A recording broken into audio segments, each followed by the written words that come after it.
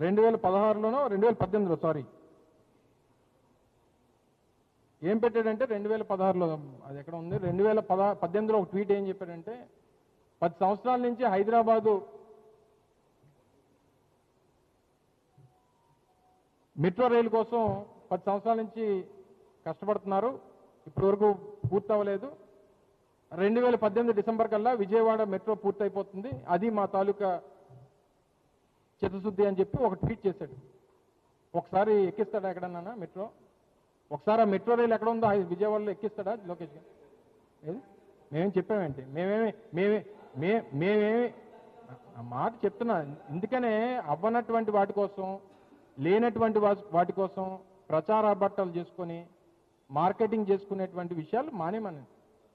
కొన్ని ప్రాజెక్టులు, కొన్ని ఇష్యూస్ ఇప్పుడు ఇవన్నీ గవర్నమెంట్ టేకప్ చేసేటువంటి ప్రాజెక్ట్. నువ్వు చెప్పినటువంటి రామాయపట్నం పోర్ట్ కానీ, మచిలీపట్నం పోర్ట్ కానీ, మూలపేట పోర్ట్ కానీ గవర్నమెంట్ ప్రాజెక్ట్స్. ఇవి గవర్నమెంట్ ఓన్డ్ ప్రోడక్ట్స్, మన ప్రభుత్వం మన డబ్బుతో నిర్మిస్తున్నటువంటి ప్రాజెక్ట్స్ ఇవి. అదాని ప్రాజెక్టులో గవర్నమెంట్ ల్యాండ్ మాత్రం ఇస్తాం, కావాల్సినటువంటి అదే చెప్తున్నా కదా, అవుతాయి కొన్ని అవుతాయి. ఇది కూడా అందులో భాగంగానే వచ్చిందని చెప్పారు కదా జగన్మోహన్ రెడ్డి గారు. దానికి కావాల్సినటువంటి ఇష్యూస్ అన్నింటినీ కూడా సార్ట్అవుట్ చేసి సింగపూర్ గవర్నమెంట్కి లేఖ రాశాం. వారికి కావాల్సినటువంటి పర్మిషన్స్ అన్ని కూడా మేము సపోర్ట్ చేస్తామని చెప్పి అడ్రస్ చేశాం.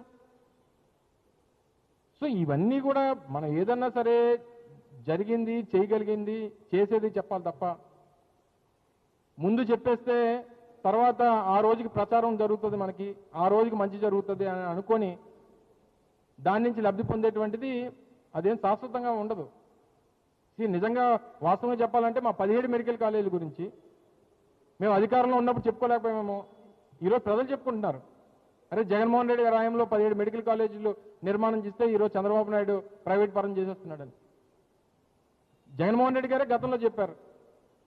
మేము చేసినటువంటి పనుల్ని చెప్పుకోలేకపోయామనేటువంటి మాట జగన్మోహన్ రెడ్డి గారు స్వయంగా ఒప్పుకున్నారు.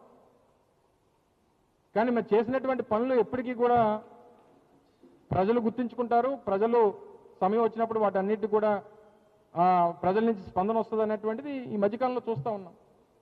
సో దయచేసి ఏది పడితే అది లేనిపోయినటువంటి తప్పుడు ప్రచారాలు ఎల్లో మీడియా మానేసుకుంటే మంచిది. ఇవ్వాల్సినటువంటి క్రెడిట్ ఎవరికి ఇవ్వాలో, అది ఎవరి వల్ల జరిగిందో ఏంటో అనేది ఇనిషియేట్ అయినటువంటి ప్రాసెస్. It's continuous process. వీటన్నిటి కూడా ప్రజలు గమనించమని చెప్పి మరొకసారి కోరుతా ఉన్నా. Thank you. Hello subject correction అదే అంటున్నాం. మీరు ఈ రకమైనటువంటి తప్పుడు ప్రచారాల్లో దయచేసి నేను ఏం చెప్పాను? కట్టసి ఎక్కడి నుంచి? కట్టసి ఆంధ్రజ్యోతి, కట్టసి ఎక్కడి నుంచి? కట్టసి ఈనాడు మీ ఆంధ్రజ్యోతిలో వచ్చిందే చెప్పాను. నేనేం సొంతంగా చెప్పలా. మీ ఈనాడు, మీ ఆంధ్రజ్యోతి, మీ మహా న్యూస్, మీ ఏబిఎన్, మీ టీవీ5, మీ ఈటీవీ, వీటిల్లో వచ్చిందే నేను చెప్పాను తప్ప నేను సొంతంగా చెప్పినటువంటి మాట కాదు అనేటువంటిది ఆ రోజు ప్రూఫ్స్ కూడా చూపించాను మీకు. మీరు చెప్పింది చెప్పా, మీరు చెప్పినటువంటి మాటను కోట్ చేశా. అందుకనే నేను జగన్మోహన్ రెడ్డి గారు చెప్పారు, డాటా సెంటర్స్ వల్ల ఎక్కువగా ఉద్యోగ అవకాశాలు ఉండవు కాబట్టే మేము ఐటీ పార్క్ని ఏర్పాటు చేయాలని చెప్పి మేము కమిట్మెంట్ చేస్తామని చెప్పి.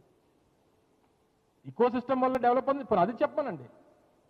పరిసర ప్రాంతాల్లో ఉన్నటువంటి రేపు డాటా సెంటర్స్ రావడం వల్ల, ఏర్పాటు అవడం వల్ల ఇకో సిస్టమ్ బిల్డప్ అయి ఉద్యోగ అవకాశాలు వస్తాయి. అవి ఆ రకంగా ఉద్యోగ కల్పన జరుగుతుందని చెప్పండి. అది చెప్పట్లేదు కదా. ప్రజలకు ఏం చెప్తున్నారంటే గూగుల్ వల్ల 1,88,000 ఉద్యోగాలు వస్తున్నాయని చెప్పి చెప్తున్నారు. సో ఆ క్లారిటీ ఇమ్మనమని చెప్పి అడుగుతున్నాం మేము ఫస్ట్. ఇప్పుడేంటి బాబు, మరి మీకు తెలుగు అర్థం అవుద్దో, ఇంగ్లీష్ అర్థం అవుద్దో, మరి నేనే కొత్త భాషను నేర్చుకోవాలా మీ టీవీలకు చెప్పడానికి?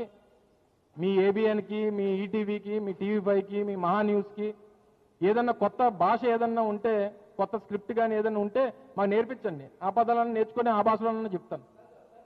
నేను మేము తెలుగులో చెప్పినా అర్థం అవ్వదు, ఇంగ్లీష్లో చెప్పినా అర్థం అవ్వదు.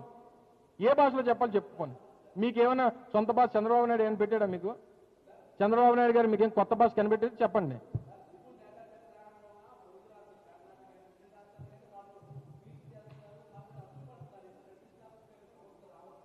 పన్నేమండి తప్పేమన్నా? వాళ్ళు పడితే నువ్వు నేనేం చేస్తాం? వాళ్ళు అసూయ పడితే ఏం చేస్తావు బాబు?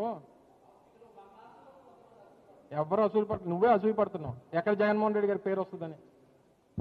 నువ్వు మీ ఆంధ్రజ్యోతి చైర్మన్ రాధాకృష్ణ గారు, మీ మహా న్యూస్ వంశీ,